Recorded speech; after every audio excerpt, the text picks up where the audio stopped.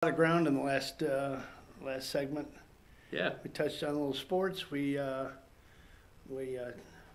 chewed up the presidential talk last night pretty good in the first segment. So if you missed any of it, you can go back.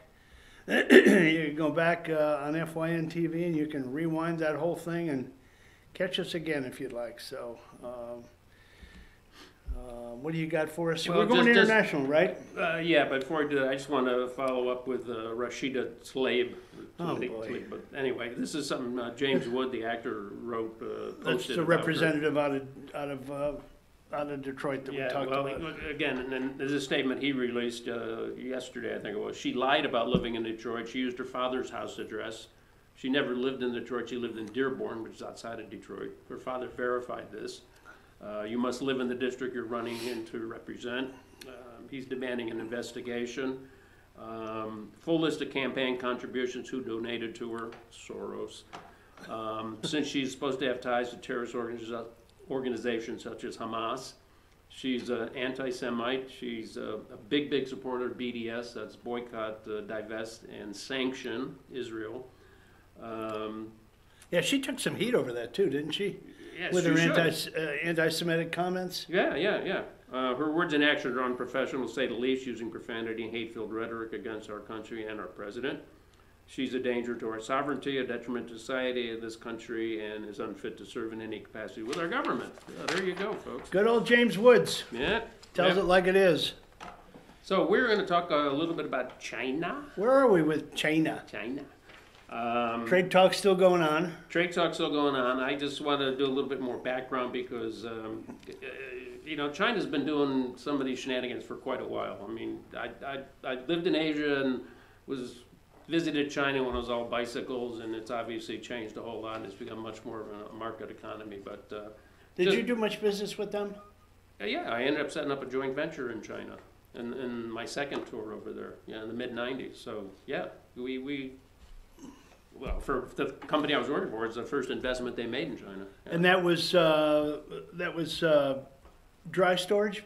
No, liquid. Yeah. Liquid storage of petroleum and chemical products. Okay, so how did the joint venture work when you go into China? I mean, you have to take a Chinese partner, isn't that correct? Yes, absolutely. Yeah, and you cannot be the majority partner. You have to be, under 50%. So you as a company coming in cannot be the majority partner. Right. So they end up controlling your joint venture. Yeah. I mean, depending on how much leeway they give you, it depends on your partner. I mean, there's not strict guidelines from the government about, the Chinese, must always have rubber stamp veto something. Power, yeah, if you will. But okay. Yeah, we were 40%, they were 60%. Okay. And our partner was one of the state-owned companies, which I want to explain a little bit maybe to people who don't understand China. Just to let folks know, China is still a communist dictatorship, although it has adopted a few aspects of capitalism in order to participate in world trade. Unlike America's free trade approach, communist capitalism operates on the strategy of mercantilism and plays the game by its own rules. And this is where there's been a lot of friction with the U.S. and other companies or countries. Short list of some of their strategies: they manipulate their currency. They have state-owned enterprises that report to the government but act. Can we come back? When you say, forgive me, I don't mean to interrupt you.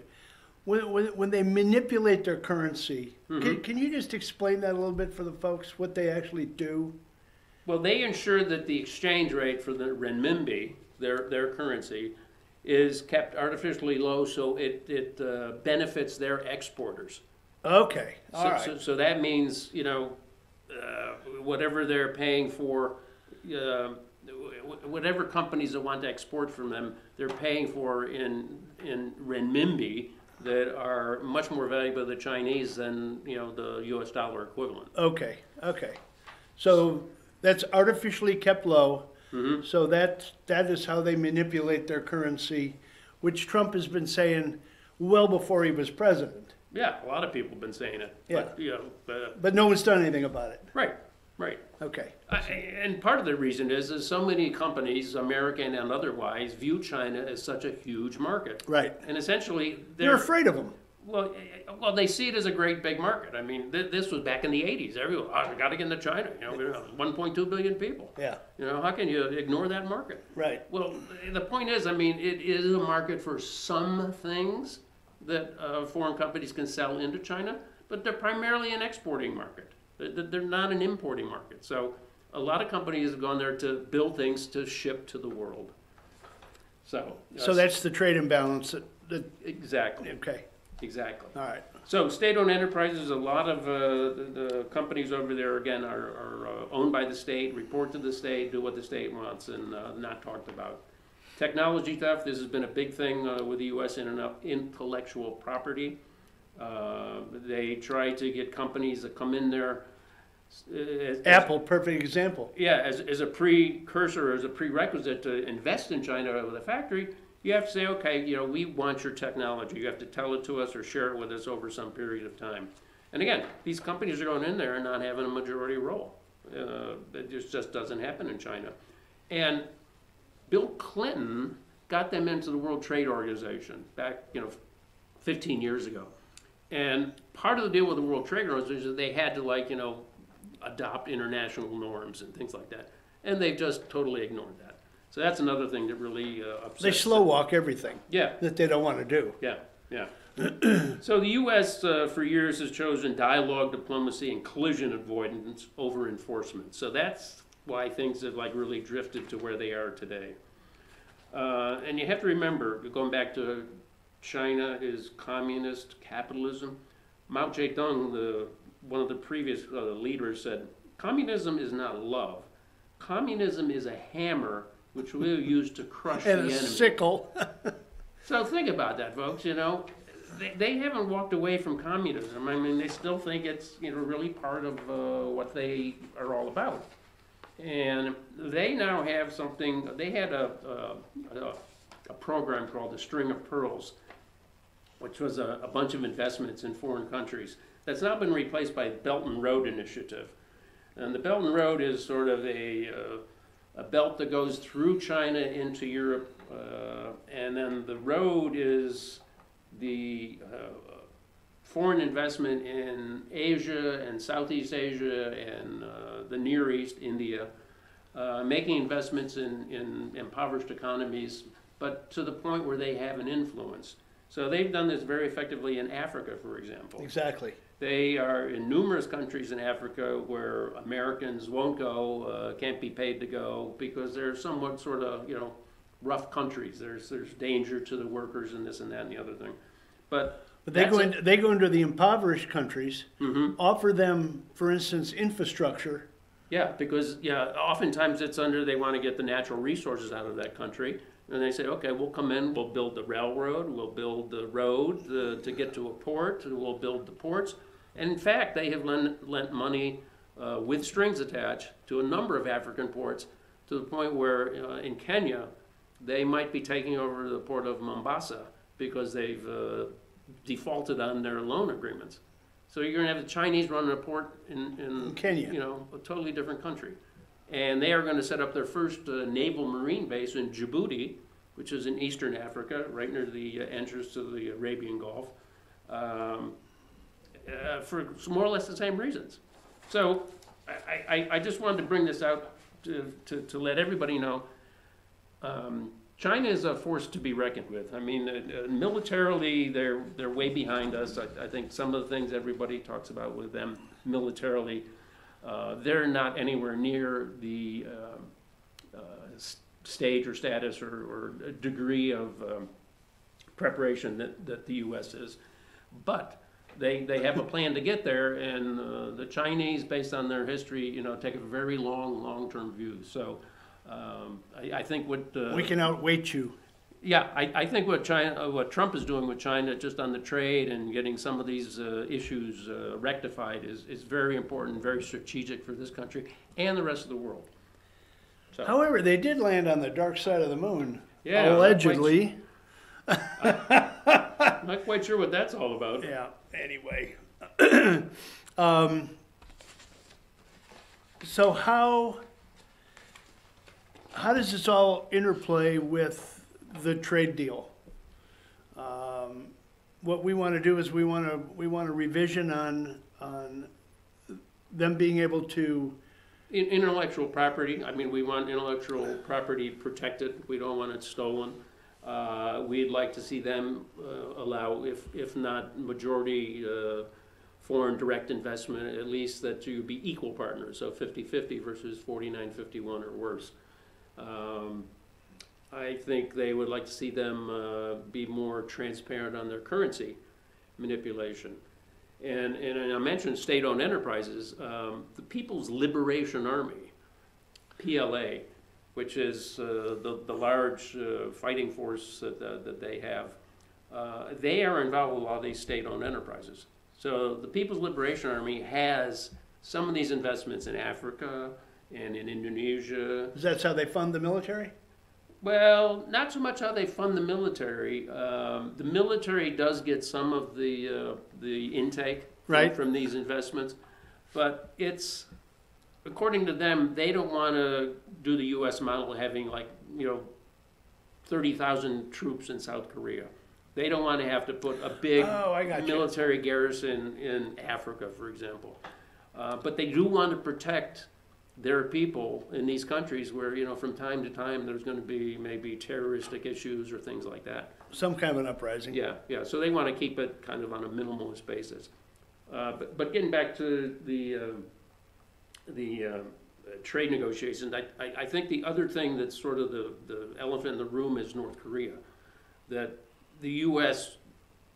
wouldn't really like to link that, but I think the Chinese do want to link that. They want to say, okay, we're going to give you coverage and we'll deal with North Korea, but for that we want some.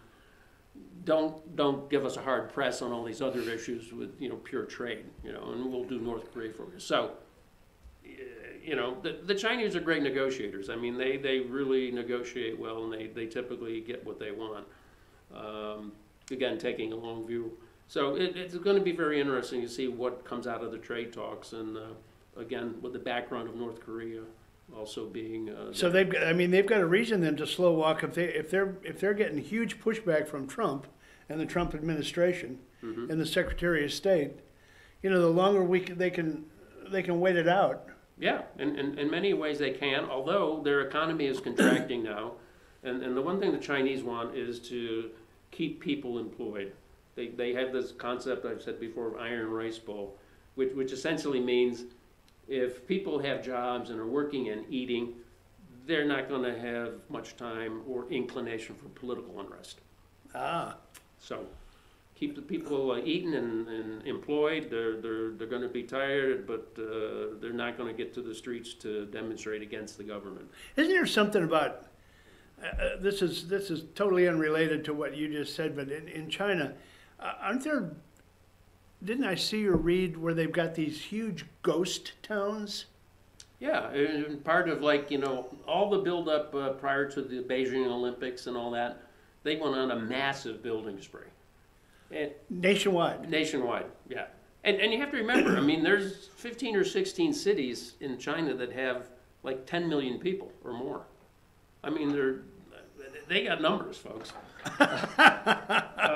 But yeah, they did a big building spree, so everybody was, the steel people, the brick people, the cement people, all the stuff you put in a building, wiring and electrical stuff. And yeah, everyone was really doing well, but they overbuilt, and a lot of these places the people can't afford to go live in some of these places. So yeah, I mean, they're just sitting there empty. I was there, you've been there several times. I've been to China one time, and I got around. I went into the south at Hong Kong or Guangzhou or Guangzhou, Shenzhen. Shenzhen, right across the border from Hong Kong.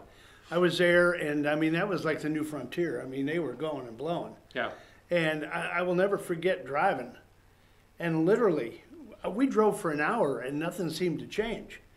I mean, they were just one concrete, massive building after another. Yeah. Yeah, and they do a lot of high-rise living there. I mean, they don't spread out, even though they have a fair amount of land. Everything is like apartment or condo living, if you will. And then I went up north to Dalian. It's an old kind of a Rust Belt city, seaport, shipping. Yep. And one of the nicest hotels I've ever stayed in was in China. It was a Danish hotel. And I mean to tell you, it was unbelievable. And I can't remember what they had an answer to McDonald's over there. It was a fake McDonald's. And I mean, they use the same arches and everything, but it's a different name. So there's your 49% partner, right? Whatever. Or they just, they see something and they just mimic it. I mean, that is very typical in Asia. There's a lot of, as they call technological judo. So. Yeah. So the trade stuff we got going on now is still affecting our market, right? It is. I think some of nervous? it's getting baked in. I mean, there's been enough talk that something's going to be put to bed soon. So we're by March 1. But whether it happens or not, and whether the market at that point says it's baked in or it's not a it's not a full loaf. It's half a loaf. It's less than we expected. That's the way Trump works, though. Yeah. He throws something out there. He throws something out there and never expecting to get all of that. Right. That's the art of the deal. Yeah, and people don't seem to understand that. They go, well, if you said that, and you don't deliver on it, well, you're a loser. Well, sorry. It's going to end up better than it was before he came in, like the trade deal with Mexico and Canada. And that was brilliant. Yeah. I mean, and they both seem to be happy. So, I don't know. It's maybe not like the best deal in the world yet. I mean, it's maybe not a 100% win for all three countries, but it's better than what was there before. What's your outlook for the market for 2019? I think it's going to creep up. I think it's going to do better than people were saying. In the midst of December, when the market was going down, this full scale correction, and we're going to have a recession next year. 20% down. There's not the basics for a recession aren't there. I mean, and again, even with bond yields and with the Fed deleveraging their accounts, there's going to be a slowdown in Europe. Things aren't going great, like I said, in China. Asia's not doing all that well. So when you're a better bet, in town compared to what else is going on, investment's going to come here. So, any chance that the U.S. dollar, do you think, will not be the accepted currency, or will there be another currency that will rival it as the? Well, I mean, the Chinese would love to see the renminbi take on that role. Right. Other countries would do that. I just read that India just paid for a cargo of oil. Oil's always been denominated in dollars. They just paid for a shipment from Iran, of all places, in rupees. So the Indian rupee is not going to take over the dollar, but there might be more of these, I think, smaller deals that are done with rupees or renminbi or some of the other currencies, rubles, God knows what. There's been rumor out there that Trump has been pushing to get some kind of backing for our currency again. Ooh. That would be You think that would ever happen? reversing what Nixon did, taking off the gold standard. That would now, be. There'd have to be a rebalance of what gold is actually worth, because I mean they can't. There's not enough to back what we got out there hanging out there now. It would be an interesting move. Again, the devil's in the details. I'd love to see that, but. Interesting point. Yeah. So, well, we're just about done for the day. You got anything else to wrap up? I get a few just wild potpourri kind of stuff. All right. Let's go back to Chicago. Ed Burke, Chicago alderman. Oh, jeez. Former cop. He was just indicted, wasn't he? Indicted for corruption charges. He's an Obama guy. He was trying to hold up someone wanted to renovate a fast food thing. He's a licensed security contractor. He has a firearm control card, which is something in Illinois that people that have guns, have to do. But he's just as a public official, he's a Chicago alderman, staunch anti-gun advocate. Well, guess what? He had 23 guns in his office. You can't make that up. In addition to his indictment, he's got issues there. Let's see. Sears getting one more at bat. They did get it? A judge said, yeah, Eddie Lambert can try and put together one more thing for. So that was the bankruptcy court. They finally ruled on it. Yeah, yeah. Exactly. And so this guy that Bruce just mentioned, he was the CEO of Sears for a while, right? Yeah. He came from Kmart, and he brought Kmart. Remember, they merged with Sears and all that. So, right. Yeah, he's been sort of the guy running Sears for years now, and so he's trying to save it. But he's going to take probably cherry pick the best stores. Yeah, exactly. Okay. Exactly. Yeah. Going back to guns, gun ownership is soaring in Europe. Can you believe that? You know, yes, I can. All this migrant stuff. I mean, they want some protection here, so that's interesting, and it's very hard to do in Europe because there's very restrictive rules. Let's go back to India. India Railway was looking for 63,000 basic position people. You know, 63,000 open jobs? 63,000 jobs for the India Railway system. 19 million people applied. Really? 19 million. How'd you like that to and you're the guard job market. Yeah, how'd you like to be in that HR department? Oh, boy. And I'll finish with this. Tesla in China. Elon Musk was in China talking about at the groundbreaking. Trying to sell rockets? No, he's opening a car factory in Shanghai, outside of Shanghai. I wonder what he had to give up. Well, he left the Chinese with a statement. We need to sell cars today so we can build the factory tomorrow. Oh, Mr. Cashflow. That's Mr. Cashflow. Yeah. I don't know. Jeez, he's hand to mouth too. Anyway. Yeah. All right, folks. Well, that's all I got. We've covered a ton of ground. We give you some light moments. We got you some heavy international talk, and we once again showed support for our commander-in-chief, and hope he gets some border security underway. God knows we need it. God knows we need to absolutely follow the rule of law. I enjoyed being with you. Good being with you. Yep, and thank you, Brian. Thanks for letting us sit in. Thank you, Josh.